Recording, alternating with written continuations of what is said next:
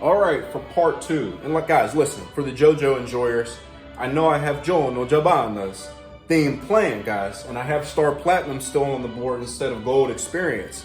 But I'm gonna keep him on there because Jotaro should have been in part 5.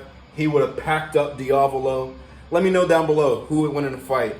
Star Platinum from part 3 or King Crimson, for those that are JoJo enjoyers. For the people that are like, oh, shut up, you weeb, get to the programming. Shut up. On to the programming. So, as I mentioned in the last video, there's something that I like to call 1.5 times frequency or 2.5 times frequency, whatever you want to call it. The 0.5 comes from one of these variations that you're going to use to fill in additional volume when you feel as though, or through experience, you've come to realize that you can't just have 2 low bar squat days, 1 light, 1 heavy, or 2 bench days, 1 light, 1 heavy, or 3 bench days, you know what I'm saying? You need different variations to fill in that volume. Where I'm a fan of picking one of these for strength as opposed to picking something like a good morning for deadlifts or dumbbell bench for bench press as like a main accessory, is that the closer that you can get to the movement that you're trying to train, the stronger and better return that you're going to get from doing one of these variations. Some people respond really well to just generally getting more muscular and then having the minimum amount of like what I call the tier 1 movements, so squat, bench, deadlift, overhead press, pull-ups, dips, so on. Like the main bread and butter, meat and potatoes, all-American movements. And they can do something like a good morning, which is what I call a tier 3 movement, or dumbbell bench, a tier 3 movement, and they can get a good return from that. But that's for them. This is for people that doesn't work for. I myself am one of those people where to get stronger, I gotta stay in the tier 1, tier 2 land. All of these exercises are what I call tier 2 movements. They're basically the exact same movements, except for you're changing them a little bit. So you're either changing range of motion or the muscle groups that are emphasized, but they're very close movement patterns. We're gonna go through each movement just to give you guys some ideas of what to put in your program. Talk a little bit about why I like these for squat, bench, deadlift, overhead press, dips, pull-ups, and so on, and then leave y'all with the food for thought for the day. So starting with bench press. Floor press I find is really good for fulfilling that 1.5 times frequency. It does a couple things. It breaks up the concentric-eccentric chain. It reduces the range of motion, so you're not getting as big of a stretch on your pecs. If you're someone where if you bench more than twice a week, you feel like you pop a pec or you're close to injury, this is a variation that's very good. Similarly, board press does the same thing. So you're training that partial range of motion, you're reducing the range of motion, while you're also building your mid-range. So that's GigaBrain for throughout the range of motion of the bench press. And I'm gonna simplify this because I don't want to explain it in a way you can't understand. You have off the chest, you have your mid-range, and then you have lockout. A lot of people just look at the bench press as lockout and off the chest. If you have longer arms like myself, you can legitimately have a weakness right here in the middle because my range of motion is so much longer. Floor press and board press work that mid-range very well. So specifically if you're someone that has a weakness in that mid-range, use these two. Now, no 1.5 times frequency video would be complete for bench press without mentioning the close grip Larson press. You're not using leg drive, the load is greatly diminished, and you're still getting in really good quality work while not fatiguing your pressing musculature as much. Now on to the squats. SSB, close or wide stance, and we'll get into which one you want to pick and when, and then front squat. So SSB, really good movement that puts a focus on your anterior musculature, so your front muscles, your quads, as opposed to your back musculature. I really like this for someone that doesn't have the mobility to front squat very well, specifically using a reverse camber. Now, you could also use, just like by a reverse camber, usually when you use a safety bar, the camber points down like that. When you come at it from the opposite direction, it points up like that, and it balances a lot like a front squat. So it loads your quads very well. I really like that for people that squat low bar, because low bar is basically, you can simplify it to being a standing deadlift that uses your quads a little bit more, depending upon how hingy you get with it. The idea is that you're removing yourself from that movement pattern by moving more in the squatty direction. Now, close and wide stance squats. If you have a close stance squat, it's just like the main variation. So high bar squats are chatty, right? High bar squats, fully ass to grass, very beautiful movement to look at. However, if you do those, it's very likely that the musculature that you would develop in a wide stance squat is neglected. And it's also very likely that if you do a lot of high bar squatting, you have to do a lot of work to make sure that your knees aren't angry at you. Well, in a wide stance squat, one, you're working that musculature that you're not working in a close stance squat as much. And you're also not getting as much knee flexion, so your knees aren't gonna get beat up as much. Your knees aren't going as far over your toes, so it's not gonna be as demanding on your knees. So if you do wide stance, the same thing is going to apply. Building capacity in your knees with a closer stance variation that uses your quads more is gonna be very beneficial. It's something that you may wanna look at. Front squats, chattiest lift out of the three of these. It's no secret that I love front squats. They're very aesthetic.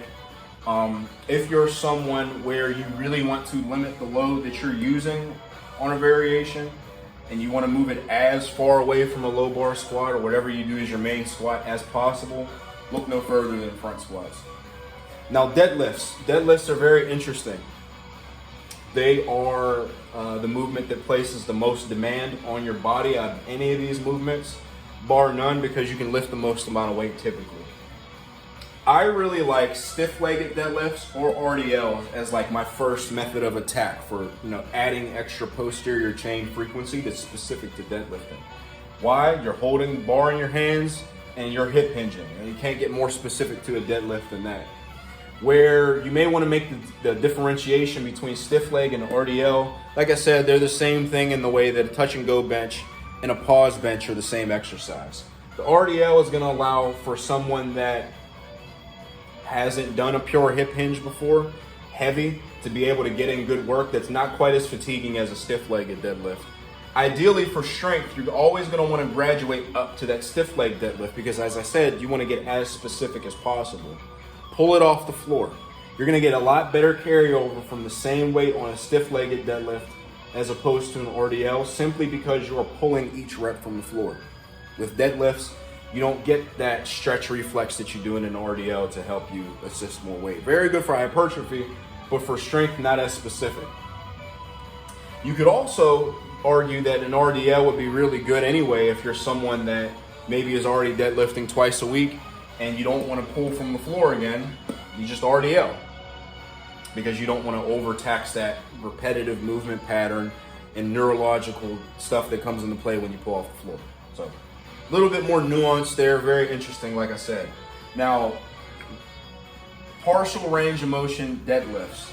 I don't include rack pulls because I find that, one, you don't get any flex out of the bar when you do it, which is okay, but you, as I said, you want to keep things as specifically as possible. Even if you use a stiff bar and you don't use a deadlift bar, you're going to be able to get some slack out of the bar, and that's a skill that you're going to want to continue to train, potentially. I really like wagon wheel deads and block pulls, specifically for guys that have shorter arms. They have a bigger range of motion on their deadlifts in general, and they just cannot fit in enough volume, even if they do stiff-legged deadlifts. Lowering the range of motion places less overall demand on your body. And the really cool thing is that with wagon wheel deads and block pulls, there's going to be a height, specifically with the block pulls, where you're weaker off the floor, even though the range of motion is shorter. This gives you the very unique opportunity to kill two birds with one stone.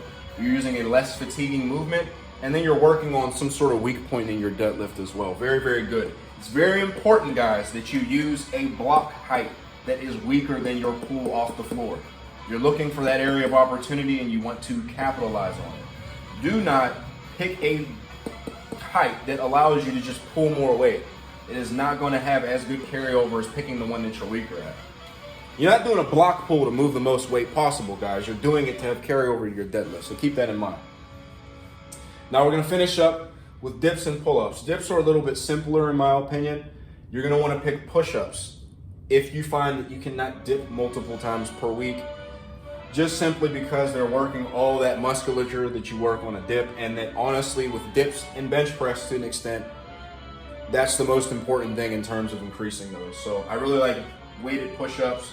You could even, if you're doing weighted dips, just do body weight dips, and that could be your 1.5 times frequency. Now pull-ups, a little bit more complicated than the dips in terms of variations that you have to pick. Like I say on my weighted pull-up tier list, something that you can do to instantaneously increase the amount of weight that you can do on your preferred, grip of choice is just do the opposite grip of what you do typically. So if you do chin-ups, do wide grip pull-ups. If you do wide grip pull-ups, do chin-ups. Guys, listen, wide grip pull-ups look cooler in my opinion, but you have to erase this idea out of your mind that you're just automatically gonna be better at chin-ups. Typically, you can be, but that's contingent upon your lats being strong and vice versa. So just because you're good at chin-ups does not mean you're good at pull-ups.